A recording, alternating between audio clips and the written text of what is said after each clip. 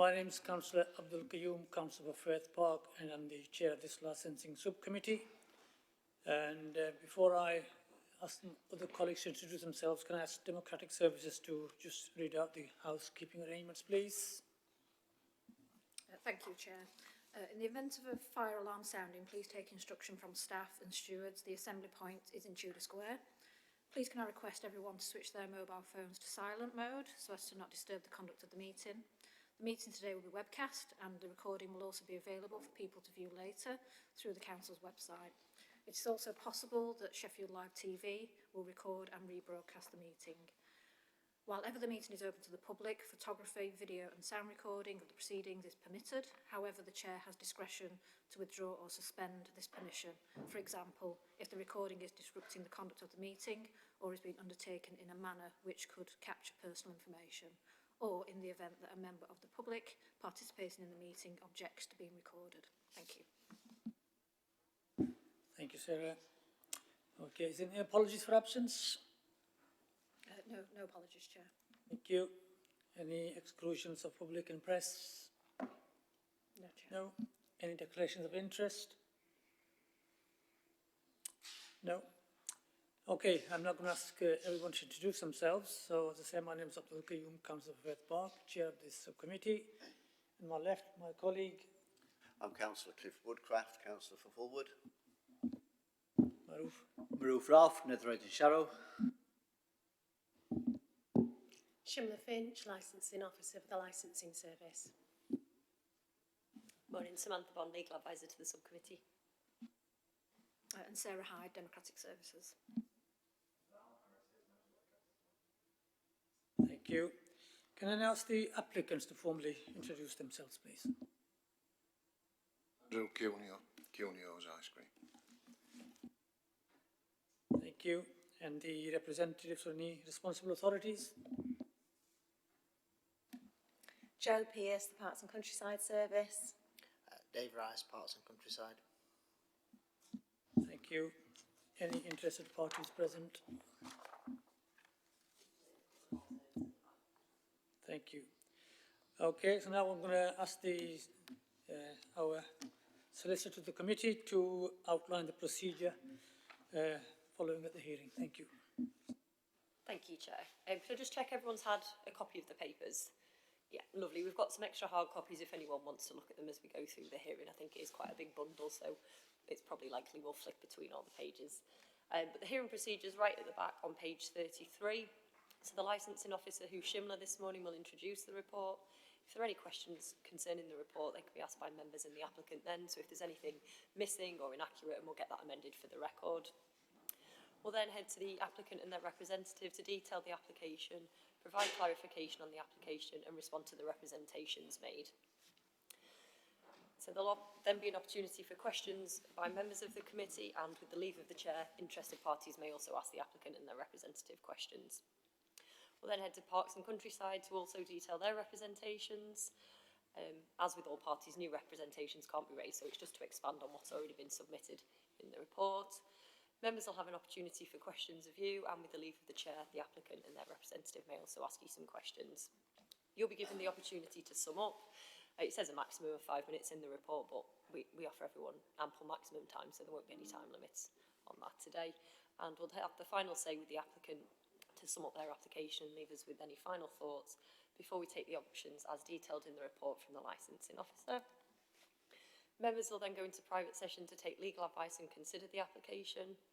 Once a decision's been reached, all parties will be invited to return and the reasons will be announced by the chair. The subcommittee's decision will also be confirmed in writing to the applicant and the parties who made representations. So we understand we've had 2 local residents who submitted written representations but haven't attended today, so they'll also be informed of the outcome today. At any time during the hearing, members may request legal advice, so we can do that in open session as we are now, or private, where we'll just pause the webcast recording, ask you to pop next door, and we'll then invite you back in and feedback on what that advice was. And as has already been said, the hearing's in public, unless and in accordance with the regulations, the committee determined they should be excluded. And just to confirm, I'm sure Shimla will also pick it up, there's no right of appeal against a decision to refuse a street trading consent application. It is by way of judicial review only. finally everything. Thank you, Chair. Thank you, Sam. Okay, can we have the report then, please, Simla? Thank you, Chair. This report is to consider an application to renew a static street trading consent to sell ice cream and refreshments on Rustlings Road, Sheffield. The renewal application was submitted on the 22nd October 2024 and a copy is attached at Appendix A of the report with a map of the site occupied. The application has been referred to the Licence Subcommittee due to unresolved representations from local residents and Sheffield's Park and Countryside Service. Local residents' objections refer to issues around air pollution, noise pollution and parking, and the Parks and Countryside objection refers to the impact this trader is currently having on similar concessions which have been granted within the park's land. Information regarding those concession holders and the renewal applicant is detailed within the report. A plan indicating the location of concession holders and the applicant is also attached at Appendix C of the report. Since the publication of the report, the applicant has submitted emails of support and a petition which has been forwarded to all parties.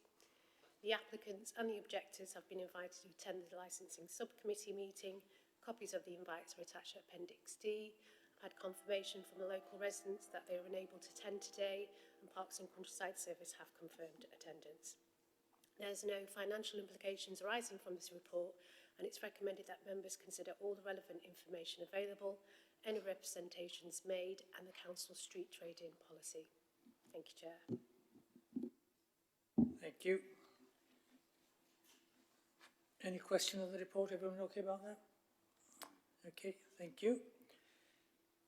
Okay, so now we'll go over to the representatives of the responsible authorities, to detail their relevant representations. Thank you, Chair. So we're here on behalf of Sheffield City Council. We work within the Parks and Countryside Service. For those that aren't aware, Encliffe Park is a charitable trust, and Sheffield City Council is the sole trustee of Encliffe Park Charity, managing it on the charity's behalf. Sheffield City Council as sole trustee have a duty to act in the best interest of the charity and therefore would not be carrying out its role if we didn't make a representation here today with something that we consider will have a detrimental impact on the charity. So for context, an ice cream pitch on the highway would cost an operator less than £1,000. A pitch inside a destination site, such as Encliffe Park or other destination sites that we have, Graves Park, Millhouses, is worth tens of thousands annually to the council and associated charities, so in this instance, Encliffe Park Charity. And that's not thousands of pounds that sits there doing nothing. This is thousands of vital pounds used for the upkeep and maintenance of our wonderful parks and green spaces. So to make that feel real, Encliffe Park and the surrounding area costs over £100,000 to maintain annually. This is staffing, machinery, fuel. So anything we can do, which is what our role is, to generate income within the site supports that. The staff are under much more pressure than ever, with reduced staff teams, increased demands, and people are feeling it. So on behalf of our service, as well as the charity, and also the operators who have, in fairness, won the tender within the site, we think it's very appropriate that we're here today to support that. You've been provided with a map in the pack which shows where the ice cream vendor would propose to be on Rustlings Road. In addition, within Encliffe Park, we have Encliffe Park Cafe and the ice cream park just near the playground. So from a park user perspective, there is no requirement for an additional ice cream offering within 100 metres of those two other vendors. Obviously, we've noted and read the petition which has been shared. And as a mum of two kids, whose kids love ice cream, I fully appreciate that people are impassioned to support a much-loved ice cream vendor, and that's not what we're here talking about. However, I would say that the petition doesn't describe the other side of the story here. It talks about losing a much-loved ice cream business on a road adjacent to a park, but it doesn't talk about what a significant financial impact that could have on the park itself. And perhaps if people were made aware of that bigger picture in granting the street licence, they may or may not reconsider.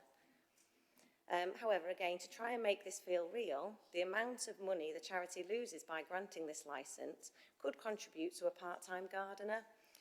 There are around 4 gardeners who cover Endcliffe and the surrounding sites within these areas. These teams have reduced significantly over the last few years because of cuts, and it's extremely challenging to maintain the standards people have come to expect and that we should expect for a green flag site such as Endcliffe Park, a site as beautiful and important as Endcliffe Park.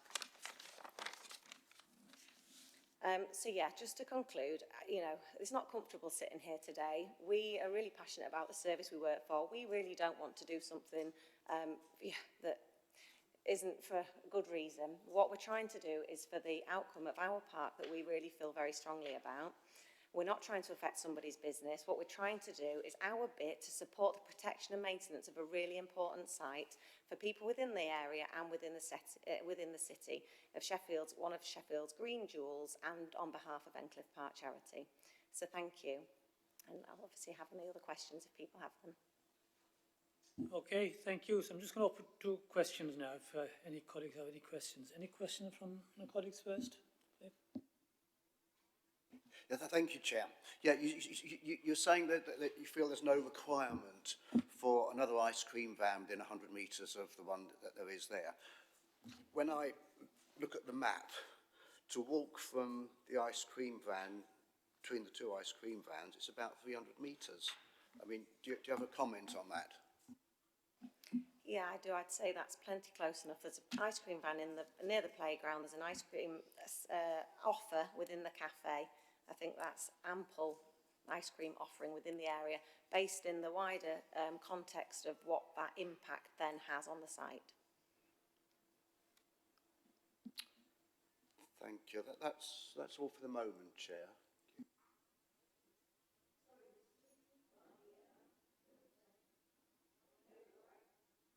Excuse 1 second, please.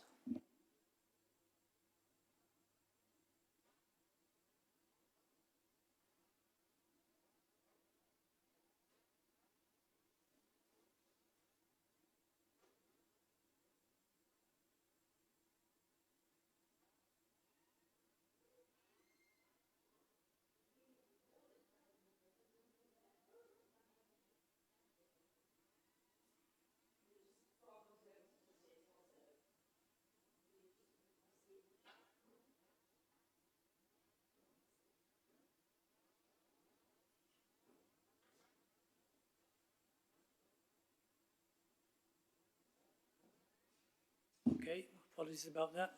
Right, Councillor Rowe, any questions? Yes, thank you. Just a few questions. How long has this particular pitch been used by an ice cream van that you're aware of? Within Endcliffe Park? Outside of Endcliffe Park? I'd have to check the detail. It's been there the last 3 years. We objected previously, as we would with any of our parks where we have an ice cream offer, but it's been there the last 3 years since we came in 2023 to object at that point. Okay. And roughly over those 3 years, how much would you say the charity has lost in business? At the point in January 2023, we equated that to around £15,000 annually. And as I said, that would contribute towards a part-time gardener. So potentially over that 3 years, you could imagine that would be around £45,000. Okay. And in regards to the is that one gardener or multiple gardeners? Sorry. That would be a part-time, well, for 45,000, that would be, more than a full-time gardener over the 3 years. But annually, that would contribute towards increasing the staffing team within that area. Okay. And just for my own benefit more than anyone else's, are you just able to give us an idea of what benefit having the park, having a gardener gives to the park? The first thing that we'd look at is to increase any kind of safety standards, and then the horticultural standards in Endcliffe are very high but can always be better. We know that it's a park that attracts many thousands of visitors every year, so detail does count. Okay. And just in regards to where the vehicle is parked, I believe it's at the junction of Peveril Road and Rustlings Road. That's what it seems to be. Does that have any effect on any of the wildlife, any of the greenery, any of the items within the park at all? It's parked on Rustlings Road, so obviously that's outside of the park. It's on the highway there. So no, I wouldn't say that kind of from a park perspective, it's that significant. It's obviously the wider challenge that we've talked about. No further question. Thank you. Okay, thank you. Yeah. Councillor Woodcraft. Thank you, Chair. Yeah, just to come back on, you're talking about loss of income because of Mr. Cunio's van being parked there. So if his van wasn't parked there and everyone bought their ice cream within the park, how do you anticipate that would get more money for your service? I mean, would you be charging a higher rate for the ice cream van within the park? Is that how it would work? So just to clarify, it's not money for the Parks and Countryside Service, it's money for Encliffe Park Charity, as the park is a charitable site, which is obviously then managed by Parks and Countryside. When we go out to tender, which we do regularly, we do openly for transparency and fairness, when we do that the market value is determined by what our operators bid for. And as I said earlier, it's important that we also consider this in the protection of operators who win those tenders fair and square by being in the best value and best interest of the charity, which is the process that we go through. So when we go out to tender, we understand what the value of that pitch is. In having an ice cream offering adjacent to Encliffe Park, that devalues it because the turnover that can be expected from a ice cream pitch within the park is then affected. We don't state the value of that pitch. That is what the market value which we'll pay, which is why we go out to tender and run that process.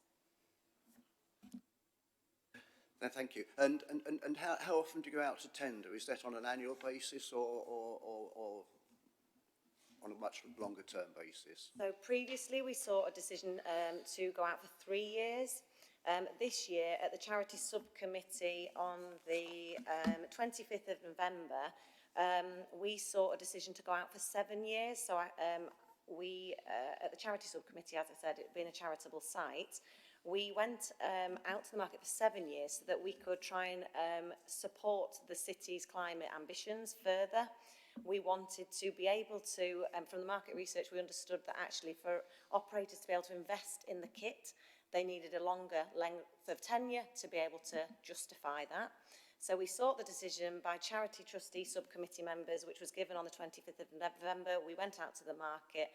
Successful operators were identified who were able to meet the requirements, which was, so the decision was to approve the grant of a 7-year licence to the selected operator for ice cream provision in Encliffe Park and other parks, with a condition that an e-power zero-emission vehicle is used by the end of year 2 of the licence period. So this was agreed at a previous committee. So 7 years was given to enable that, and that is what we are now dealing with. Okay, so it's the charge to this operator. Am I right in saying that that's now been set for the next 7 years? I would just check in with legal from a commercially sensitive perspective. We have agreed at the charity subcommittee for 7 years, but I just would want to query on commercial sensitivity, whether it would be appropriate to discuss the deal. What I would say is that has been, we would say that publicly, that the best value was obtained through that process, which is the highest value, and those that are able to meet the conditions that were agreed at the charity subcommittee, significantly higher value than other tenderers, which is why they were chosen. I mean, what I'm getting at is if a deal's already been fixed recently, the amount of your income, I'm assuming, has been fixed, and I may be right or wrong on that, and you're not willing to say, or not able to say. And I'm just concerned about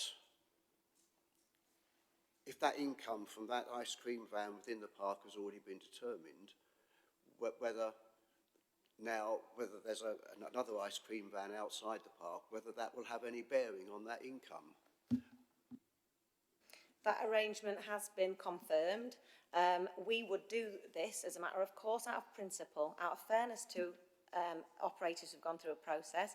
And as everything I've described at the start, if someone turns up outside any of our parks who would then, you know, be able to significantly profit on that by paying a few £100s for a street trading licence when people have paid a premium for a destination site, that then is something that affects either the parks and countryside income, if it's a non-charitable site, or a charity park income, we would do that as standard. So regardless in a way of what deal has been arranged, we would continue to do that because it's the appropriate thing to do in the climate that we're in with challenging budgets. You know, we're here for the charities, but for the Parks and Countryside Service to be able to continue to maintain our much loved resource, our green resource. So it would happen, it would continue to happen regardless.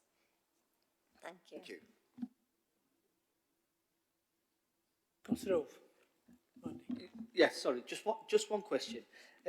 Is there any risk to the tender within the park if this application was allowed to proceed? That has been concluded. So we're in arrangement. Continued parking of that, you know, that makes that challenging for that business, and that's not okay. You know, they've won that tender fair and square, and therefore that wouldn't be fair on that operator to make it more difficult. But that wouldn't change the deal. That wouldn't change the deal that has been taken. Okay, sorry, just to clarify, and you are more than welcome to say you can't say this information if it is commercially sensitive, but is there anything within the terms of the current trading agreement which says that they are allowed to change their agreement should an ice cream van outside of the park be allowed? No. Thank you. Okay, thank you. Any other questions? Sam? Yes, thank you, Chair. It might be a question for Mr Cuneo, but did Mr Cuneo put forward a tender offer this year? Yeah. Okay. I won't ask any more, don't worry. So you've said, I think, as part of your representations this year and last year, that it's £15,000 annually, the estimated loss. In 2023, we said that, yes. At that point, the market value would suggest it was around that. So would it be greater now, would you say? Wouldn't know. Okay. So we've had, I assume it's the same operator that's gone for the 7-year offer now? We can't disclose the detail of who bid. There was a number of operators. The operators operated in the last 3 years was not successful. This time it is a different operator who was successful. Okay, thank you. I think what I was just trying to get at, if we've changed the offer from 3 years to 7 years, is there an impact to that trader as a result of Mr Cuneo being there if they've agreed to go for almost double the length of time? So if there's such a loss to them operating there? The tenure of 7 years was offered to enable people to be able to, you know, demonstrate that business case, return on investment wise, to be able to invest in solar panel vehicles. What we would like to do from a green park, green city perspective is, you know, ensure that that is our offering across the city. So that was the reason for the 7-year, the extended tenure, because there is that initial, you know, significant initial cost for people to upgrade the vehicles ready for that point. Thank you. Did you say it was within the first 2 years they had to get an electric vehicle? Is that right? Yes. Yeah. So by the end of year 2 of the licence period. Thank you. Thanks, that's great. Thank you. Okay, is that it? Oh, can I just ask one question? Final question. Thank you, Chair. But by an electric vehicle, what do you mean by an electric vehicle? Do you mean an electrically propelled vehicle or one which uses electricity to produce to work the freezer and the internals within the vehicle, within the ice cream van. Again, the details will be commercially sensitive, but what we don't want is the diesel engine running to power the refrigeration element of the ice cream van. So that's up to the operator to procure their vehicle. Whilst it's in the park, there'll be zero emissions. Thank you. Okay, thank you. I think that's been quite thorough. I've no further questions. Anything that I had has more or less been answered, any queries that I had, so I'm not going to be asking any question. I am going to ask,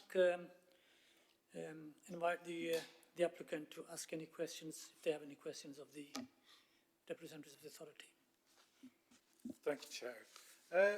I just wanted to pick up on something Councillor Woodcraft and Ms Bond both raised. Is your objection, which was lodged in 2022 and the hearing was in 2023, that objection and this year's objection are almost identical. So you also said, in both the objections that you felt that the parks were losing £15,000 of income because of Mr Cuneo. But then you said in the meeting that you don't know how much is being lost, maybe being lost at the moment. And then also, when the person offering the tender was aware that Mr Cuneo was on the road, and surely they would have taken that into account in what they offered as the tender. So I don't understand how parks feel that they're losing any money, because surely the person tendering agreed to pay a fixed amount of money to parks every year, and that's a commercial problem for the tenderer, not for the Parks Department. I think we're missing the point a little bit, because I think it is a problem for the park, and which is the charity. The value, which we recognise was around 15k last year, I don't think it's appropriate. We have going through the process at the minute with a operator. In parking an ice cream van next to a park, that devalues the patch in the park, the ice cream the pitch in the park. The ice cream pitch in the park can sell a whole lot less ice creams. It's fairly kind of black and white, because there's an ice cream van there and there's an ice cream van there. Quite simply, it brings the value down of there. I think we're getting into semantics around that, that I think misses the bigger point. So I would say that around £15,000, which was included last time, we know it's around that value, but I don't think it's appropriate necessarily to specifically say the amount. But regardless, it brings the value down of the pitch, which is why I would say we would do it at this site and we would do it at any other site. I believe that you've accepted a tender, and I believe that the tender this year is substantially more than the previous tender. So the person tendering at the moment obviously doesn't seem to think that Mr Cuneo being on Rustlings Road will interfere with his ability to trade to a level where he can pay the charity a much higher amount. Last time, Mr Cuneo was successful in getting the licence granted on the street, so I guess potentially people would imagine that he's still going to park there. Yeah, it's hard to know what's going to happen. You could also imagine that if Miss Cuneo wasn't parking there, that the pitch could be significantly higher, which is the point. But I would reiterate that 3 ice cream offerings within a really close area is not necessary for the park users. And if that is something that then devalues something within the park, which supports the park, which is what all of this is about, this is trying to do something for kids to be able to enjoy, for people to be able to go to, for us to be able to improve facilities, access, opportunities, quality, then quite simply, I don't know why we would enable it. Are you aware that Mr Cuneo put in a tender for the 7 years and has on order, one being delivered in January or February, one being delivered in June, electric ice cream vans? And according to the only 2 manufacturers in the UK, they are the only 2 electric ice cream vans that have been ordered for Sheffield in the next 12 months. And he also offered a much larger amount of money than the current tender had offered, based on his experience of being at the park. So I know the tendering process is not public, but I just wondered whether you were aware that he had put the tender in and could offer an electric van straight away. Yeah, sorry, I'm aware, and that's incorrect because the offer wasn't higher. The condition around vehicles being E-Power Zero by by year 2 was met, and the other bid was higher. Okay, thank you. No more questions.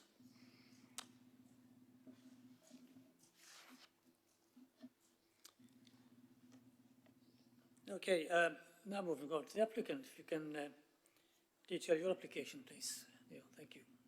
Thank you.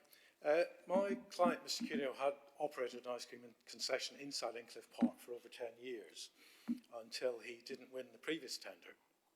And over that time, he'd always complied with everything Parks and Countryside had required. He consulted with them over specifications of new vans to make sure they would be happy with it.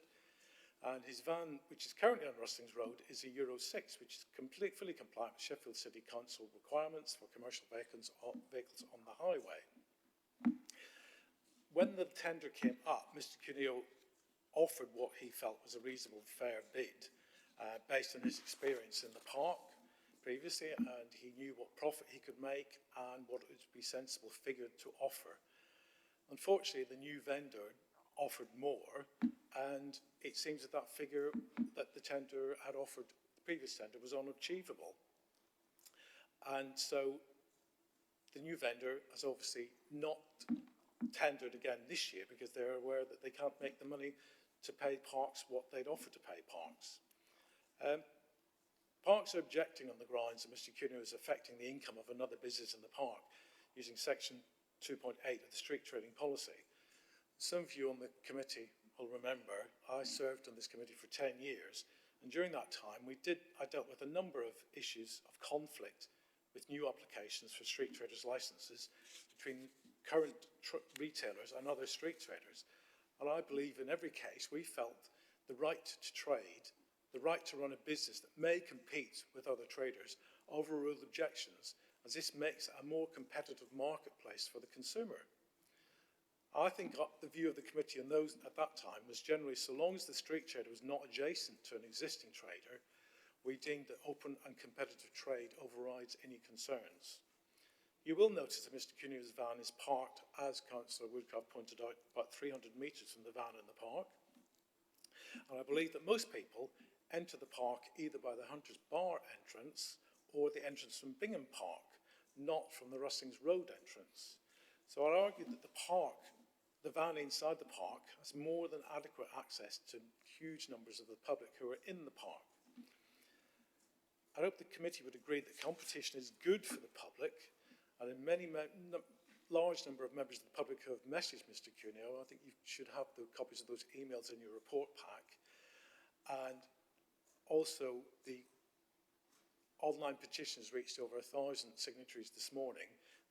Is evidence is that there is a huge number of people in the community that support Mr. Cuneo and his van and are very happy with it. And I think my client feels that he's being penalised by the mistakes of someone else who didn't bid enough for the tender, or overbid for the tender. And I think it's very clear that the local community fully support Mr. Cuneo and his right to trade on Rustlings Road. We'd like the committee to consider the many years that Mr. Cuneo has traded in the ice cream in various places in Sheffield, always paid his fees due to the council, including the 10 years of trading in Incliffe Park, and contributed substantially to the income of the charity over those years. As I've said, it seems Mr. Cuneo is being penalised for the overestimate of income by a third party with which he has no connection. So I'd ask the committee to consider the evidence you have, consider the considerable support from local people for what they see as a very popular local trader who sells the best ice cream in Sheffield.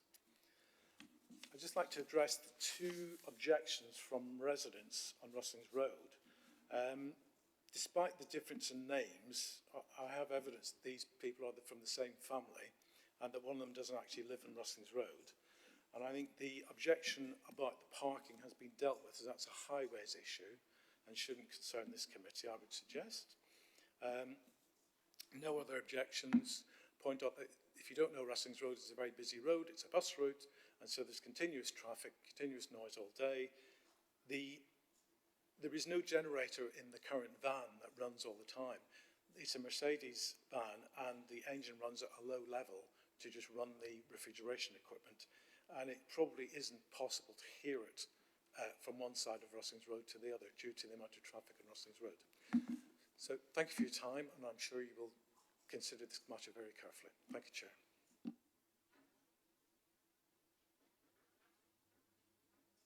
Okay, thank you.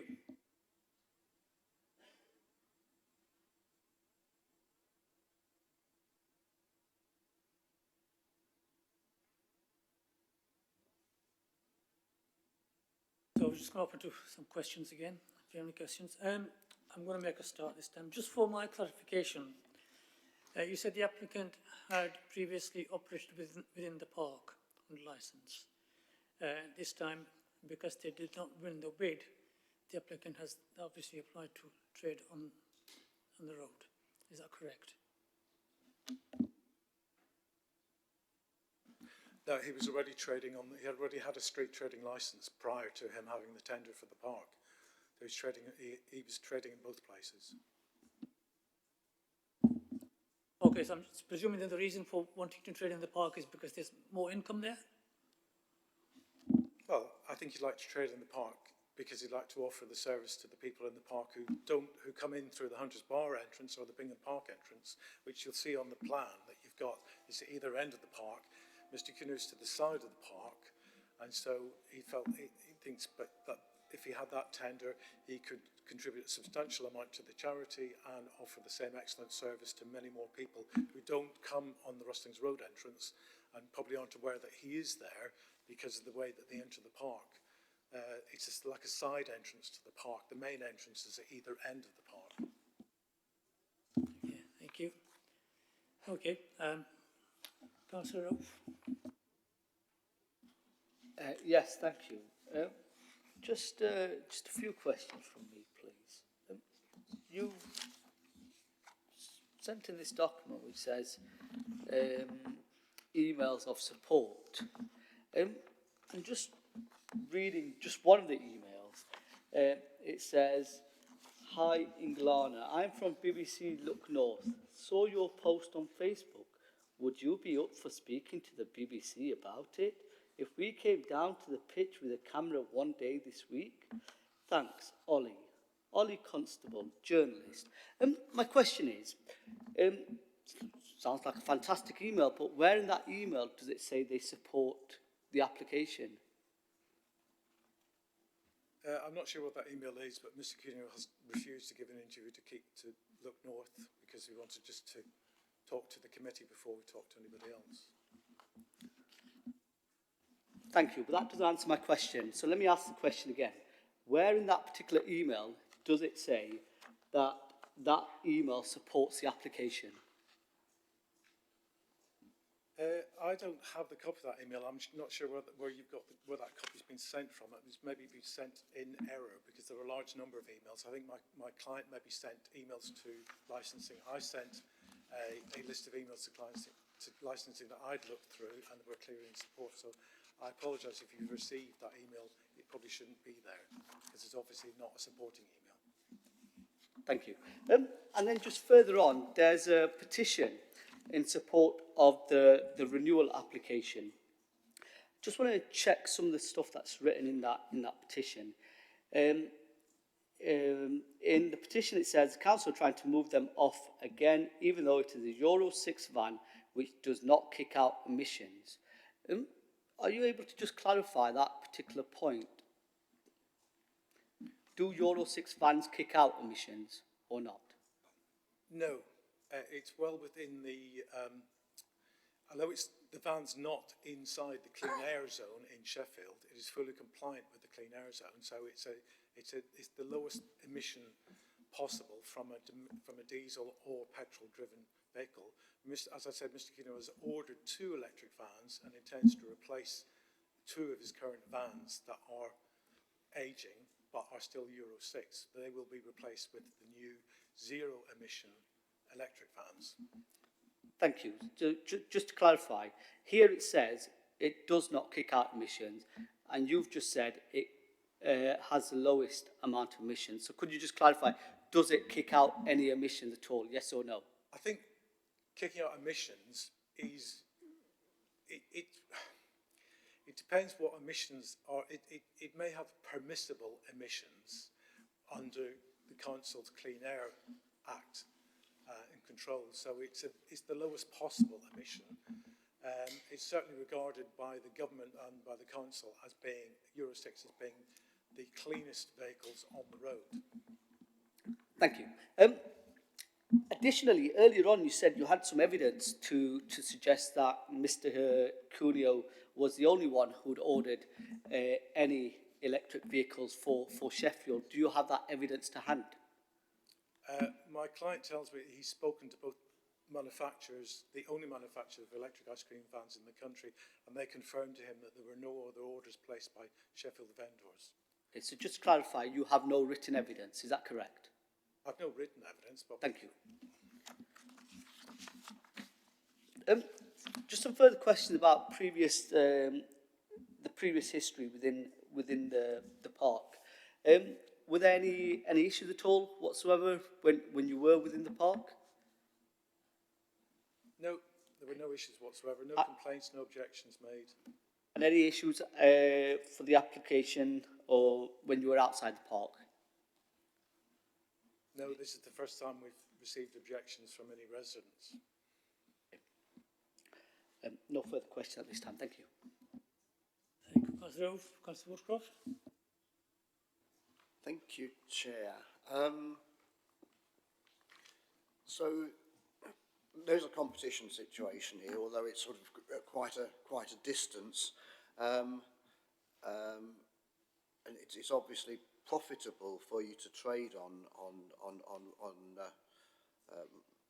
Rustlings Road, and I'm just wondering, you know, why people would want to come out of the park to buy your ice cream. Is it just cost, or is there any other reason why they would want to do that? Mr. Cuneo's had a van on the road for 30 odd years. I was in the park numerous times during the summer, and I did notice that there is a price difference between the van in the park and Mr. Cuneo. That's purely a commercial choice by the people running the businesses. But yes, Mr. Cuneo is cheaper. I don't know that we've got any evidence that people come out of the park. It tends to be the residents on Rustlings Road and the streets behind going up the hill. They would tend to use that entrance to the park rather than walk right round to Hunter's Bar or walk the other way to the Bingham Park entrance. So we suspect, and it's a lot of people commute home that way. A lot of children will walk on Rustlings Road and not go through the park because they're going up the ladder, as we call it, behind Ecclesall Road, so they wouldn't come through the park because it's a longer walk from the school. And so it's passing trade. And we don't believe that it interferes substantially with what's happening in the park. There's no evidence, no one's provided any evidence that people are going in the park, looking at the ice cream van next to the children's playground in the park and saying, oh, that's too expensive, I'll go to Cuneo's. It's, you know, no one's provided evidence of that, so we wouldn't suspect that that is happening. Thank you for that. Thank you. I think that's all for the moment, Chair. Okay, thank you. Any questions? One more. Thank you. Just having a look at these two objections from local residents, just want to clarify a couple of things. This particular vehicle is a Peugeot 4007. Can I just confirm, is this your vehicle, Mr. Cuneo? And is it parked there throughout the year, or? There is a vehicle parked there, but not necessarily that vehicle. Okay. The ice cream van only trades during the summer. There is a restriction on trade, isn't there? It's only part of the year that it's there. Okay. The ice cream van is there. That's fine. I'm just curious as to why... sorry, let me just ask another question. Is that vehicle parked in a similar spot overnight on Rustlings Road as well? Yes. Okay. Is there any particular reason as to why you'd have a vehicle parked there? Do you live on the road? No. So is there any particular reason why you'd park your vehicle there? Well, Rustlings Road, as you may know is an incredibly busy road and it's very difficult to find a parking space. So to ensure the continued trade of the van, it's felt that a vehicle is left to protect the space, so that when the van arrives the next morning, it can be parked up and offer the service to the people that they obviously like and want to continue. That's fine. And just to double check, is that vehicle taxed, insured and MOT'd? Is that correct? It's fully street legal. Okay, that's fine, that's not a problem. In one of the objections, they've mentioned that it's parked on the park side of the road. Has there ever been any want or any need to park on the other side of the road at all? No, there never has been. It's parked fully within the parking restrictions that apply on that side of the road. That's fine. And they mention here that takes up multiple car parking spaces and parks very badly. Are you able to give any further information about that at all? We have no photographic evidence except that if it wasn't parked properly, I'm sure we would have had other objections from other residents on Rustlings Road. The vehicle is parked within a car's length space on the park side of the road, parked perfectly legally and safely. Okay, that's fine. No further questions. Thank you. Okay, Sam. Just a couple, thank you, Chair.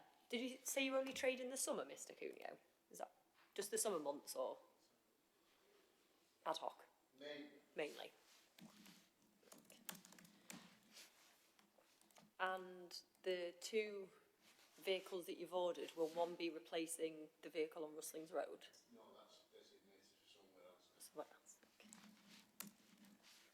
The two vehicles that are ordered are intended for city centre use, Yeah. as it's within the clean air zone. Yeah. But over the next few years, Mr. Cuneo will be replacing the entire fleet with electric vehicles. And these two are just the first of the entire fleet that will be replaced over time. So the vehicle that's on Rustlings Road will be eventually replaced with an electric vehicle. Yeah, Probably priority sooner being than city any other centre. ice cream van in the city. Yeah. We're very familiar with the CAS in this committee. In all the time you've traded on Rustlings Road, has anyone ever approached you about the van causing a nuisance or any problems that they've had with you being parked there or operating there, anything like that? No, most people just compliment us. Okay. And similarly, when you were in the park, were there any issues there? No issues at all with anybody. And I think you said this is the first year that you've had resident objections. Is that correct? It is the first time we've had residents' objections, yes. Residents from the same family. Yes. Okay, thank you, that's helpful. Okay, thank you.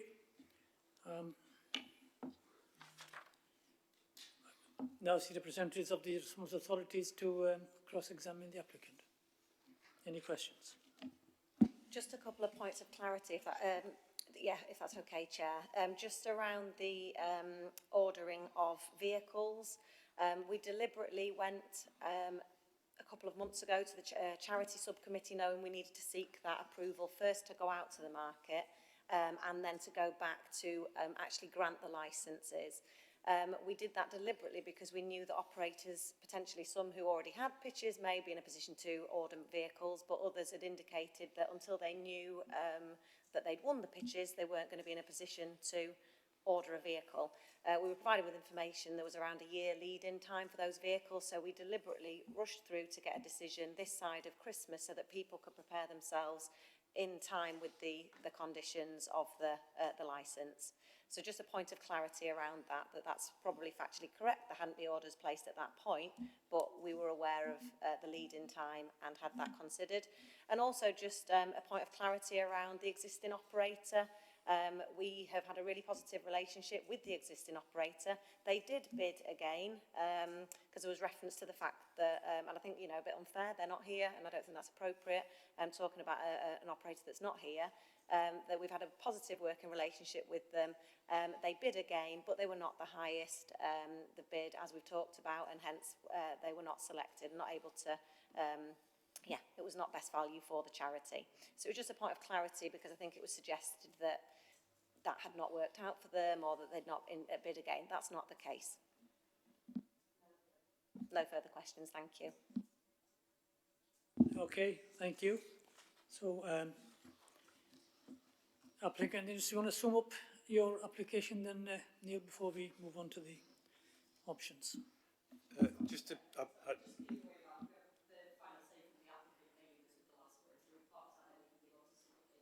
Apologies, yeah, sorry. I don't think we have anything further to say other than, you know, this is, yeah, it's not comfortable. It's not something we are enjoying doing at all, and we're not trying to put someone out of business. We are trying to do something for the businesses within the park, and we're trying to do this for the best interests of Encliffe Park Charity and the Parks and Countryside Service to be able to maintain our beautiful, important green lungs of Sheffield. Thank you. Okay, thank you. Now the applicants, if you want to sum up. thank you, Chair. Just another matter to clear up. I'm informed by the manufacturers of electric vans that the waiting time is 6 months, not a year. I don't know whether parks have been misled by that. It's been suggested that Mr. Cunio's trading in the street might negatively affect nearby businesses. I think on the contrary, street trading can serve as a complementary feature to other businesses, drawing more people to the area and increasing the foot traffic for all traders. Mr. Cunio is also open to collaborating with neighbouring businesses for mutual promotion. He already has a very good relationship with the cafe in the park, and thereby creates a symbiotic relationship that benefits the local economy as a whole. Mr. Cunio takes environmental stewardship seriously. He ensures his van is well maintained, all waste is promptly and responsibly removed. He's committed to using environmentally friendly materials where possible, and he works to keep the area around the van clean and tidy throughout the working day. He's also, as I've already said, he's already got 2 electric vehicles on offer. He didn't wait to see whether he'd won the tender for the parks before these vehicles were ordered. He believes in the environment, and that's why he's planning to replace all of his vans with electric vehicles going forward. He'd like to emphasise that his objective is not only to run a successful business, but become an active and positive member of the local community. He believes in creating a welcoming, inclusive environment for people of all backgrounds, contributing to the vibrancy of the area. He's already received huge positive feedback from local residents, many of whom are upset at the prospect of losing him. So in conclusion, I would respectfully request the committee consider renewing the trading licence, as he's confident that the ice cream ban is a positive addition to the area, and he is committed to adhering to all local regulations, maintaining a high standard of operation and being a responsible member of the community. Thank you, Chair. Okay, thank you. Thanks everyone for your representations. We'll go over to the licensed officer to give us the options then, please. Thank you, Chair. The options are to grant the renewal of a static street trading consent, to grant the renewal application with amendments, to defer the matter for further consideration, or to refuse the renewal application. Thank you. Thank you. So now we're going to move into a private session. I'm going to ask yourselves to leave the meeting, the room, while we deliberate in private, yourselves and the licensed officer.